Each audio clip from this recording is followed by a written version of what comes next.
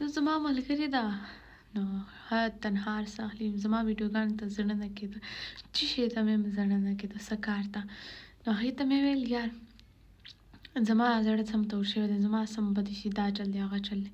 هغې ما ته ویله ای خاندله خاندله خاندله، اوس خاندي، زه ورته ګورم. وی تا ته پته شته؟ ما یې وایه. وی زه عمرې ته ځمه.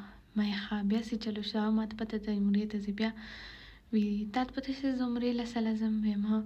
وی زما د سر ټول والونه بند دي او ما ته ډاکټر وی 90% چانس نشته بچ کېدو، صرف 10% چانس دی چې ته بچ شې، او که 3-4 کاله شه زه ګولۍ خورم. ما یې ښه تا ته پته لګېدله؟ ما یې نه.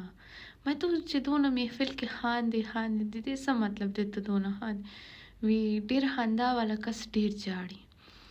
نو ما ته خپل هغه غم نه دی میرا ډېر ورکوټی ښکاره شو. یار الله پاک مونږ باندې هغه ازمېښت راولي کوم چې مونږ دپاره اسان وي، او مونږ پوچي پوچي خبرې باندې جاړو. فار اګزامپل زما والی، زما هارمونز تش امبیلنس شوي، ای د لاسه ما دونه غمونه کړي، ما خپل ځان ته خیال نه دی کړی. څوک وي دا شو دی دا شو، دا ټول میډیکل ایشو وي. خیر ما ایله ځان ته هم نه دي کتلی، دونه توسطه نفرت شو. نو د دې دا مطلب نه دی چې هر څوک هیپي دی. نو ځان سره مینه کوه. نن ما ښې په وینا باندې ځان ښه کو. نو پلیز هر چا ژوند نه خوشحاله نه دی، څوک چې په خوشحالۍ وګوري د دې دا مطلب نه دی هغه کس په خوشحالۍ.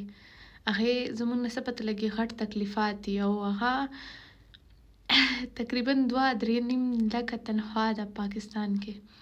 نو هغې ته ما ویل ته ډېر خوش نصیبه. هغې ویل زه نه یم. بیا چې کیسه مې واورېده ما یې واقعي وي چې چا صحت نه نو هغې ژوند کې څه مزه نشته. که صحت یې او جیب دې تش وي ته به خوشحاله. او ما واقعي محسوس کو یار صحت ډېر غټ قیمت دی. پیله موږ سوچ کو چې دا فلانکې زموږ خوښ دی، نه یار ځان ټولو نه اول دی. چې ځان دی نو هر څه شته، چې ځان نشته نو سم نشته.